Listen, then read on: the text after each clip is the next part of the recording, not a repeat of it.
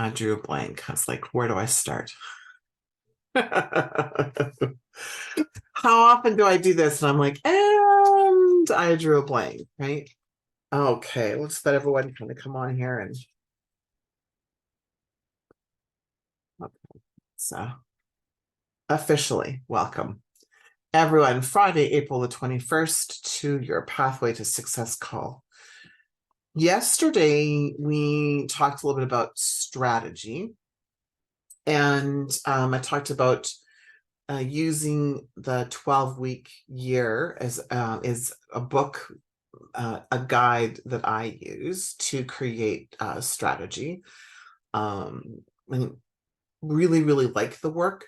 I also talked about how there's still a divine masculine energy behind it, the grading yourself, things like that. For some of you that might resonate, and you might want to do that. For others, you won't want to. There's no right or wrong. It's just a matter of where you're at in the world and how you want to go about, doing that. And so I wanted to continue a little bit more and bring in the mindset piece and the strategy piece again as we enter into the possibility of, if you decide to adopt the theory of 12 weeks at a time and treating your 12 weeks like a year. And it can be in any area of your life, right? It can be in personal, it can be in business. And then, so the recap also is some of you will want to create very specific intentions or goals. So let's say if a money goal, it might be an actual like money goal, like an amount. Others, it might be how many clients you want, or some of you may not feel compelled or called to do that at all because it doesn't resonate with you. So there's no wrong way. I think that's probably the right my theme that you'll hear over and over again out of my lips is there's no right way, there's no wrong way, there's a way. Now, what's important is that you assess, have complete radical honesty with yourself. If the way that you're showing up, so the way that you're being and the way that you're doing things is working for you or not. And even looking at, can you have half measures of, is it kind of working or is it not? And so there's one theory that it's either works for you or not. It's like, being pregnant. I've used this over the last couple of days. You either are or you're not, right? But there's also the theory that it might be kind of working. And so what does kind of working mean for you if you believe that what you're doing is kind of working for you? What areas are working? What areas aren't working? And rather than going into blame, shame, or guilt around what's happening, maybe ask yourself, like, what else is possible? What could be standing in my way? Do I have any false beliefs around it? And things like that. And having the opportunity to view things through the lens of, what if there was no right or wrong? What if there was no failures? But I was just, experiencing the isness of the situation I'm in, and I have a goal or I have an intention. And the brain wants us to know how. So a lot of us are hesitant to set goals or intentions because we don't know how to, and then fill in the blank.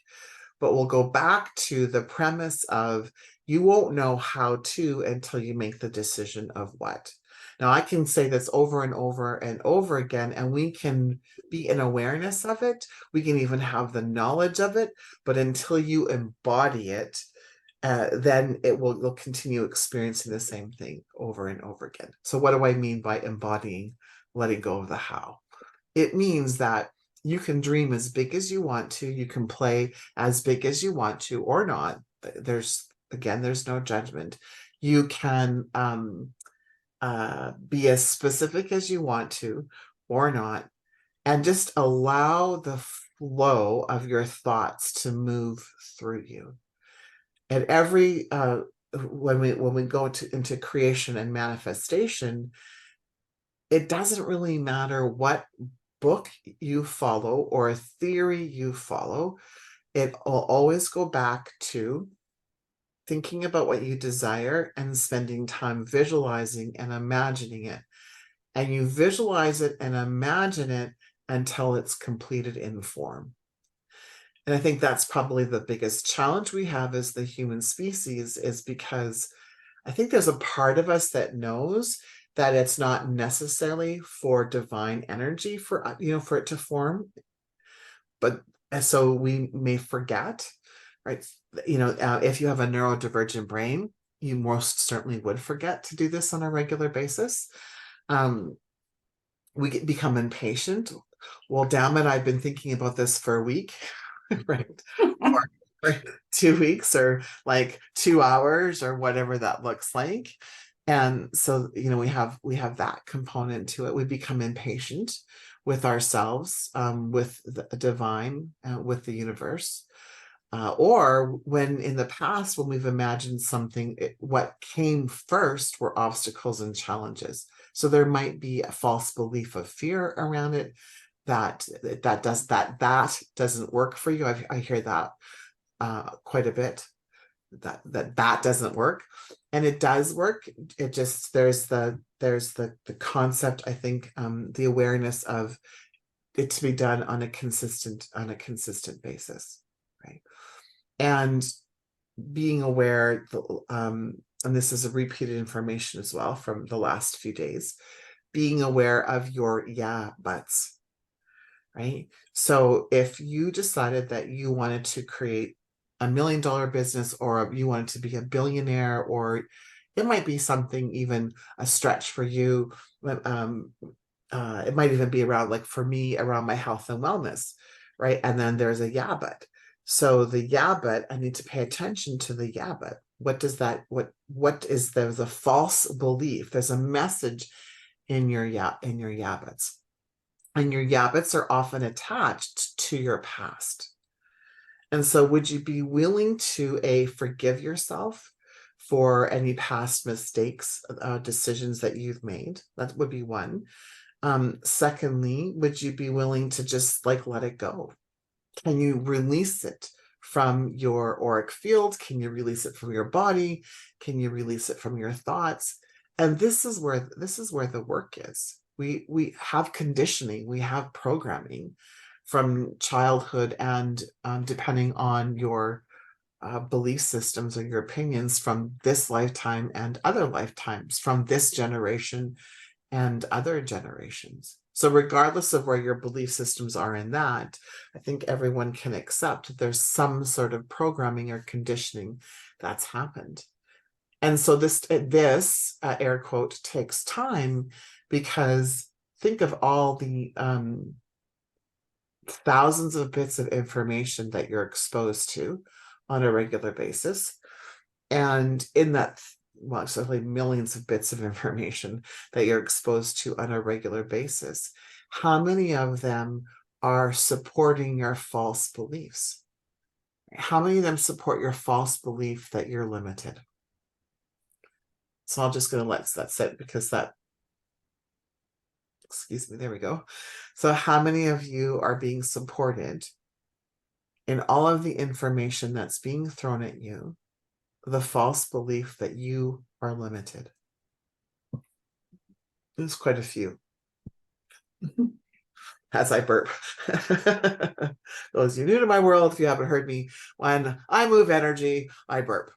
So how many, so when you think about that, and lots of times we don't even know what those false beliefs are, right? And so we can look at, so how do we figure that out? We can look at our current environment, our circumstances, and we can look at what we've manifested and created. That is an indication of our belief system, whether it's false or empowering. We can look at what triggers us, right? So there's lots of people, places, or things that might trigger us. That's a great place to see where your beliefs are. And it can be a false belief, or it can be an empowering belief. Like this morning on Facebook, I read it was this person that I know. They were talking about when you know your value and worthiness, you'll charge more for your products and services. Okay. right? And I respect this person, and that is where this person's at, and that is their belief system, and so that's awesome. And I found myself rolling my eyes. That's a trigger, right? So I was like, oh, that's interesting, I'm being triggered by this. And for me, what the work that I have the opportunity to do today is to dive into, am I triggered because I don't believe that?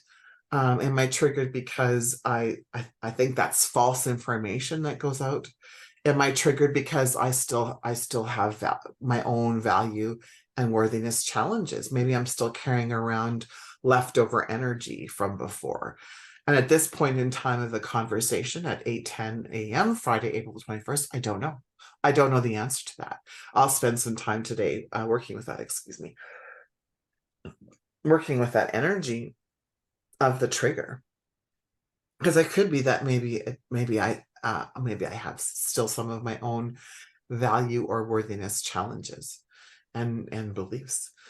And so we can look at those different components of our life, knowing that we're, bombarded with a lot of information.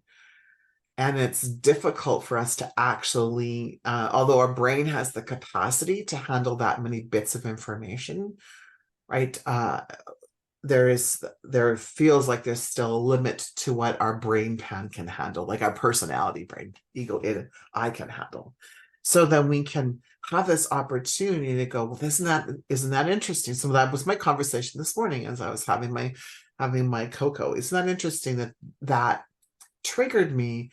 And I wasn't angry, I wasn't upset, but I certainly took note that my body changed.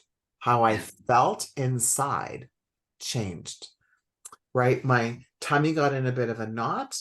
I got a little indignant, like, what the fuck, man? Right? And I was like, ooh, that's interesting. Knowing full well that this person is wanting to share their message out there and what they believe in, just like I share my message of what I want and what I believe in. And it was interesting for me to observe the trigger. So that's how come I know there's more information there for me. Now, again, it could just be when you're triggered by something, it could just be that it's the reminder that you're in a different place.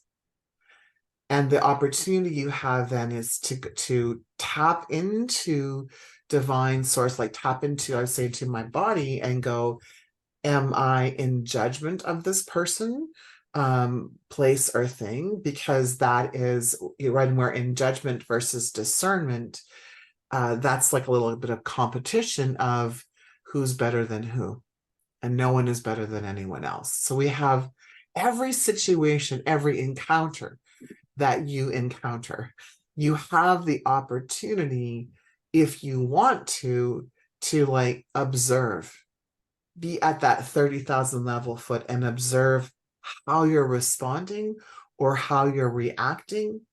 And then what is the outcome of that? Because we are in complete control of our creation and manifestation if we're in awareness of our experiences. So we don't have to judge it. Like I didn't judge that myself today of who do I think that I am, or guilt or shame, or even it was just like, I don't believe that. I don't believe that if I value myself or I have worthiness, that the first thing I should do is increase the prices of what I do here. I believe that. I don't believe it's connected any longer. Now, could it have been connected beforehand? Was it connected beforehand?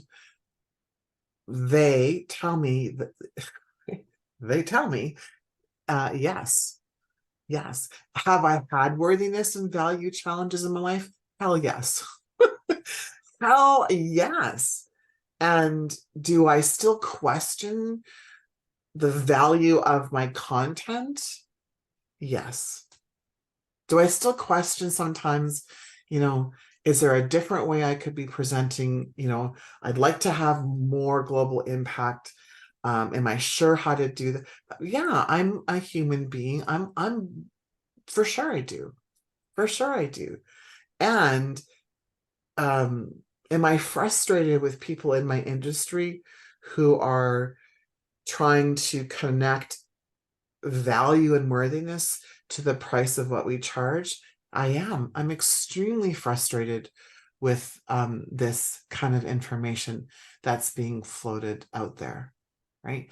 I think that's false. I personally, my personal opinion is that's false information. I understand it at an intellectual level. I get it, right? But at a heart-centered, like tapping into divine source energy level, it feels disconnected for me.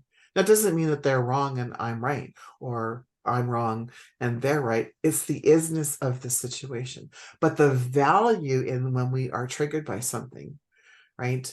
And when I say triggered, like I didn't go on a rant. I wasn't pissed off. I was just like, I had this guttural response and thought, well, that's really interesting, right? What the hell, Rachel? And then I laughed because I was like, that, like, was whoo, that wasn't a right. And I've had a couple eye rolling experiences with other people in my feed when I see that, right?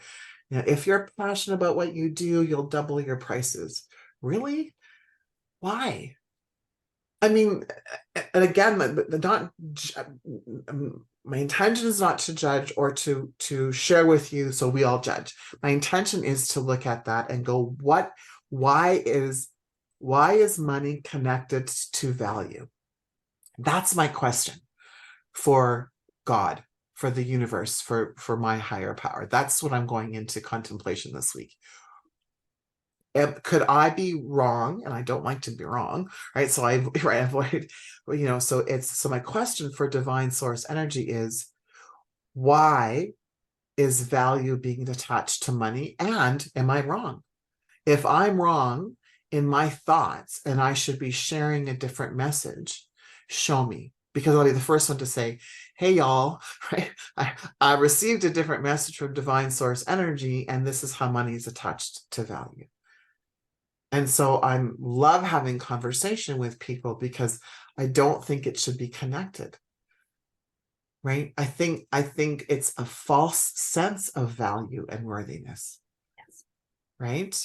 And so if it's a false sense of, it doesn't mean that I can't increase my prices or that you can't increase your prices. Right? I think the biggest mistake that we make in the world of coaching and consulting is we have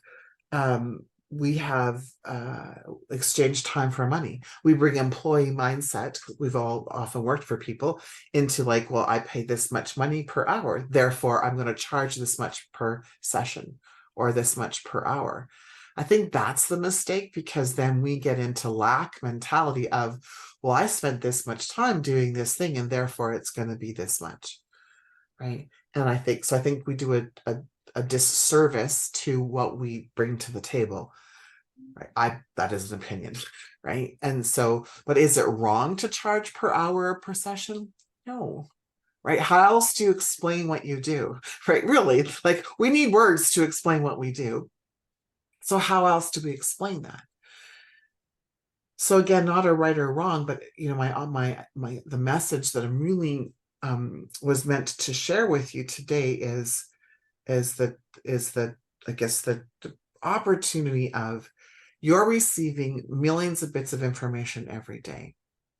And the only thing that you're limited by is your capacity to imagine, to visualize, to dream, right? To become limitless or unlimited. The only limitation is the brain pan, is how you can process this.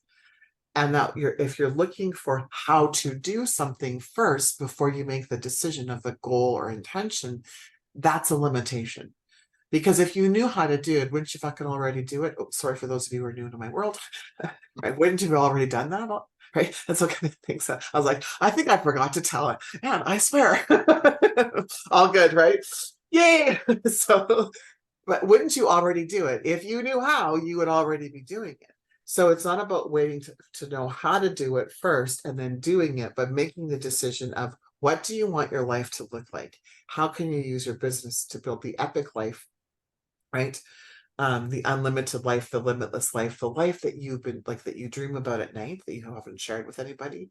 How do you build that life and use your business or profession to do that? Right. And the biggest part of it is to let the money piece go, right? To let go of making money. When you let go of the need to make money, the like the want, like the need to make money, then things start to unfold. And depending on the words that resonate with you, right? When I started to let go of the need to make money, there was more peace in my life. There was more prosperity in my life. There was more serenity in my life. Now, do I have to live on a budget? Yes. Do I like living on a budget? No. Right. And my budget changes as right, as things increase, my budget gets bigger. As my things would decrease, my budget gets smaller, and there's less judgment, right? There's less judgment. What I am clear, so this is really the other piece that I want to bring in today is there's this was taught by one of my mentors, and it's called the need line. So most of us were raised in an environment where we only purchase or we live within our needs, right? Do you want that Rand shell or do you need that? Right? And only buy what you need and don't buy what you want. And so if we grow up in that environment of the need line, so my mentor shared with me this incredible tool, which is you just take a piece of paper. I'll just do this real quick just to show you. Let me see if I can make it. My Dippy markers. All right, I'll use green. So you just took like 3 simple lines like that, right? The middle line is your need line. The bottom line is the poverty line, and the top line is your wealth or prosperity line. You can use whatever, right? So it kind of looks like that. We tend to live within our need line, and then something happens, right? And oh, I need to replace. So, oh, I had to fix my car. I took it in for an oil change, and I had to pay $1,200 because it needed something in the back end. So we move towards whatever our poverty line is. And then, great. So we're maybe here for a little while. Influx of cash. Oh, I'm here. Call in more cash. Ooh, I go up here, I and everyone else. Then we come back to our need line. Then we go up to our wealth line. Then we come here. Then we go down there. So, right. So our cash flow currency goes like this, right? And depending on where you're at in your life. And there's no judgment around it. So my mentor said, change your need line, so right, and make your wealth line your new need line. So change the concept around what that is. So the exercise, if this feels resonant with you, is to first of all be in awareness of what your current need line is, right? So how much money do you need, right, to like for everything in your business, for your groceries, right? If you have investments, like what does that look like? And write all that down on a piece of paper. And then next, write down all the things you want to do, right? What other investments would you have? Would you dress differently? Would you buy a new car? What would that look like?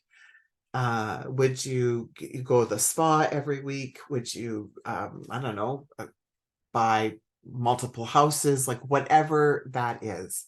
So where do you actually want to be? And then you do, well, what would be the stretch? What would be my wealth, right? What would that look like?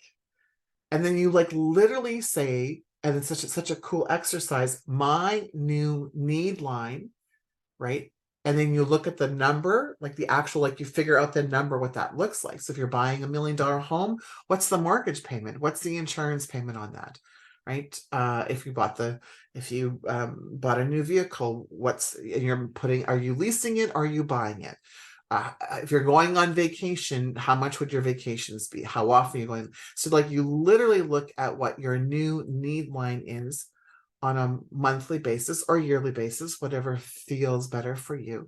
And you let divine source energy know my new need line is this much, right? So the first time I did this, my need line went from $6,000 to $12,000. It wasn't a huge, like it didn't go to like $80,000 a month, right? But it was like, this is my new need line. And then when I got to the new need line, then I increased it again. Now, some people in my circles, they could double or triple their need line every time they did this, right? So they could go from $12,000 to $40,000, right? My imagination was limited. So I was only limited by how the thoughts that I had, the imagination, because I had so much fear around money. So you need to work with where you're at, right? Because you could go, okay, so my new line's $80,000 a month, $83,333.33, which would be $1 million a year. And then listen to, do you have any Yabbits? Yeah, but how the hell are you going to do that? Like, so if I was building, for example, a micro membership, I've been investigating into micro memberships, fascinated by them. I can't wait to share my findings with you. And a micro membership is where you offer support for set like $7 a month or $9 a month or $11. You build a membership program and offer them one piece of content a week. So if I was saying, I'm going to build a micro membership and I'm going to do $83,333.33 with a micro membership, I would go into, yeah, but that's a lot of people I got to talk to, right? Like I would go into, so this is why I say your Yabbits are where your gold is, right? I have limiting thoughts around building a micro membership to $83,333.33. Can't wrap my head around that. So I wouldn't do that. I wouldn't do that to myself. I would be like, what could I actually imagine and create? What would be a stretch for me? So that I have a Yabbit, like so I can find out what my Yabbits are, because there's gold in my Yabbits too. And then what? So there's this part of me that wants to share with you. I understand that so many other people have probably told you, right? Shoot for the stars and you'll get to the moon. I think that's the one. And I appreciate that and I love that. And I had such programming and conditioning, I couldn't do that. So just start with where I was at. So I shot for the moon and got to the sky. And then I shoot for the stars, I'll get to the moon. If I shoot for the stars, I'll get to or shoot for the Milky Way, get to the stars. So I really think we do need to start with where we're at. Right. And know that we're limiting ourselves. Like I was quite aware that it was my own limitations, but I really needed to start where I was at. So go back to the exercise, create a new need line. This is my new need line. And every day I'm so happy and grateful now that my new need line is this, right? I'm so happy and grateful now. So mine would be, I'm so happy and grateful now, right? That my new need line is $25,000 a month. That's my new need line that I created yesterday. I'm so happy and grateful now that, right, every day, every single day in every single way, opportunities come to me to meet and exceed my new need line. So happy and grateful now that money comes to me every single day in every single way and flows into my new need line. So happy and grateful now that my new need line brings me peace and prosperity, because that's really important to me. Peace and serenity are the utmost important. So then we bring in the universal laws into this new need line, right? And then we listen for the Yabbits. Do you have guilt or shame, right? Like I remember the first time I told my mom and dad that I wanted to have my yearly income. I wanted it to be my monthly income. And I think I was in my 20s. I was making $24,000 or something a year. And I wanted to make $24,000 a month. And my mom said to me, what would you do with all that money? I said, oh, let me tell you, right? And I just like get this list. And she said, but you don't need that much money. I said, but I want that much money. And she said, but you don't need it. I says who? Says who? Right. And she was like, but who has that much money? And I said, I'm sure there's people, we may not know that there's people, right? Of people. I said, but Mom, I don't think people that make that much money. So that time that was my language. I don't think they talk about it. I think they just quietly go about their day. Right. And in my mom's mind, if you're making that much money, you like be like really big flashy, right? This is the 80s, which there was big jewelry already in the 80s, right? Where big hair, big jewelry, big glasses. So she was like, how could you get it? How could you get even bigger? Right. And I was like, I think actually when you become from that perspective, I I think that people don't necessarily flash that kind of at that time wealth around. Now, do some people? Of course they do. But it was such an interesting and poignant conversation that I've carried through. I'm 54 right now, right? About that because my mom was so adamant that no one needs that much money. I said to her, "What would you do?" I said to her, "What would you do with that money?" And she's like, "I don't know." I said, "You should think about that, right?" And she came back and she said, "I would build a school, in a third world country." And I said, "Well, then that's what you should do, right?" And so and in the end, I think it was about 10 years later, my mom and dad had some extra cash and they went and built a school, right? With the Catholic Church. No one in town knew about it, right? It was just very, very quietly done. And I said, and I remember saying to her, now, didn't that feel great?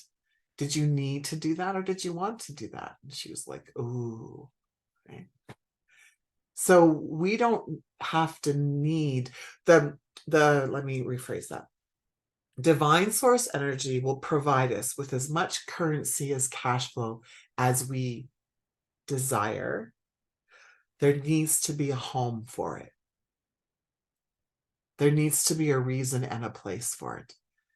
It is not meant to be like the Ebenezer Scrooge, right? And I always think of Disney's Ebenezer Scrooge, like the duck, right? Counting the gold and storing it and hoarding it, right? Because if we want to build a wealth fund, that's different than saving for a rainy day, right?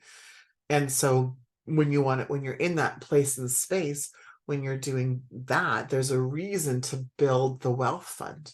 So yes, the money goes into different components.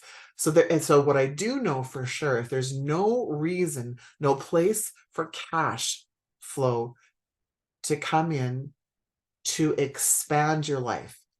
So I really want, ooh, I really want you all to hear this. There needs to be a reason for cash to expand in your life, right? Expansion. So if there's no reason for you to expand in your life using currency, then the cash flow won't come. So it's not about getting us out of lack, right? I mean, like if we're in lack, the cash flow won't come because we're in lack. That's not about expansion. That's a contraction energy, right? So the work is moving into an expansion energy. How can I expand my business? Not because I don't know what to do. I was thinking about this the other day. I invested in a program to help me build a mastermind years ago. It was like $10,000. I had $10,000 saved, and I used it, and I bought it with the purpose of expanding my business. So that was the outward purpose. But I bought it because I had a fear, a FOMO, a fear of missing out, one thing. I also was fearful that I didn't know enough. I wasn't smart enough, right? I couldn't do it. So I bought it because I felt a lack of self-confidence. And I thought the program would give me self-confidence to do the thing. And it didn't. It didn't give me the self-confidence to do the thing. It just was more evidence that when I buy something, I don't do anything with it. Right.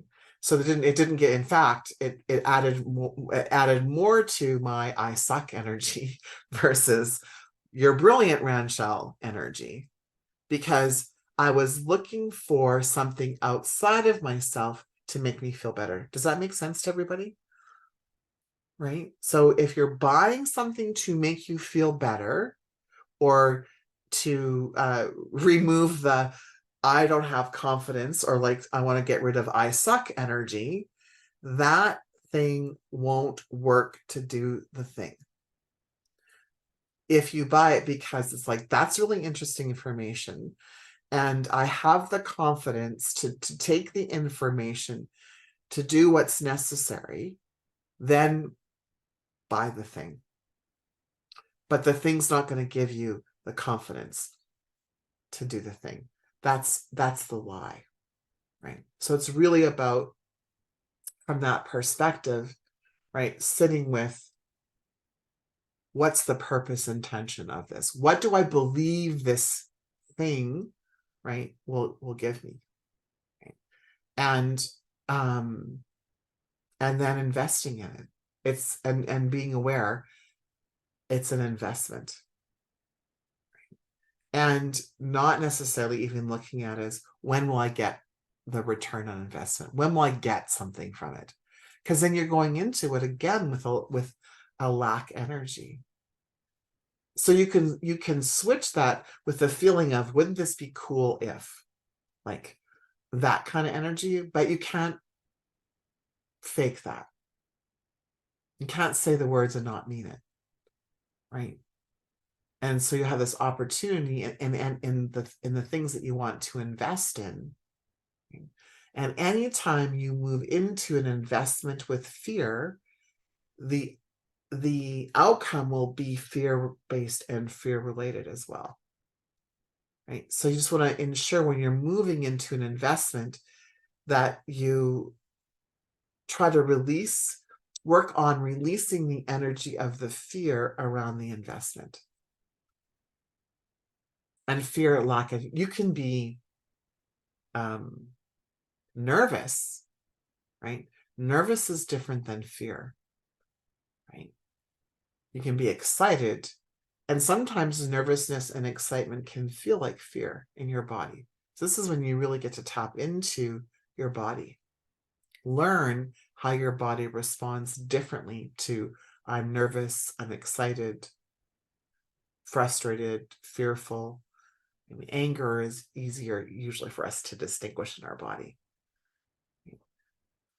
So this, as you're setting your goals or your intentions, right, and is it tied to your bigger, hairy, audacious goal, like the big goal, right, that you have, the life vision that you have, and then, asking yourself these poignant questions, and then changing your need line.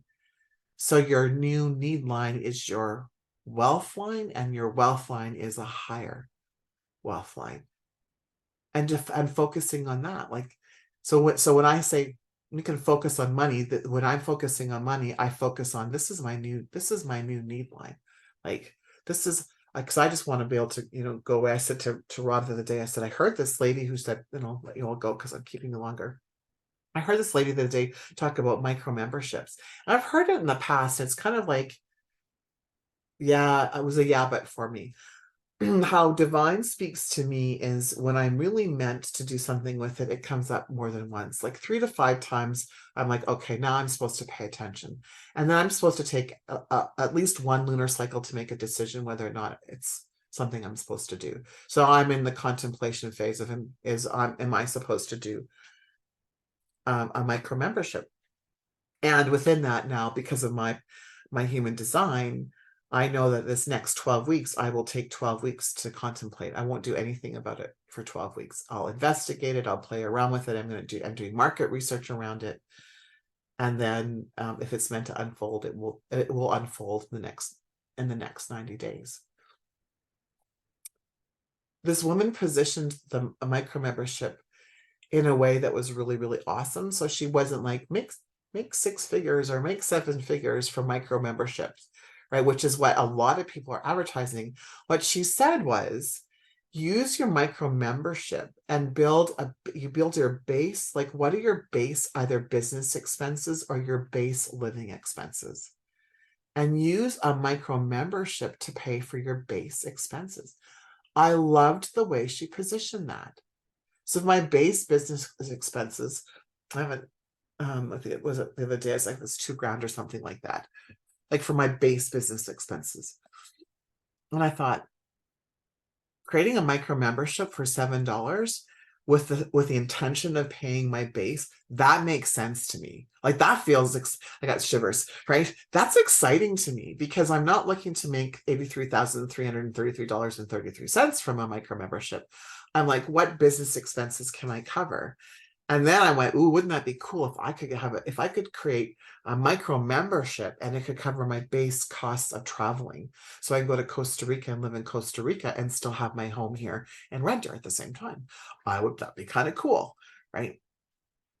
Those are the kinds of goals that I like working towards, right? Is like, oh, if I do this, then this happens. And if I do this, then this happens. Okay? And so wouldn't that be cool if you could cover your base expenses by something, right? And we have fun around it. And I think that's the piece that we're missing. We're all working towards money, and we have to be really careful of that, because we're not meant to work towards money. We're meant to work towards expansion, more life, more life, more fun, more abundance for sure. But abundance and prosperity at the cost of your health, or abundance and prosperity at the cost of your relationship, the abundance and prosperity, the cost of working so hard, grinding away. We're not meant for that. So that's the when you're up against the wall, I think that's what you're up against. All right, so let me just pause here. Thanks for staying with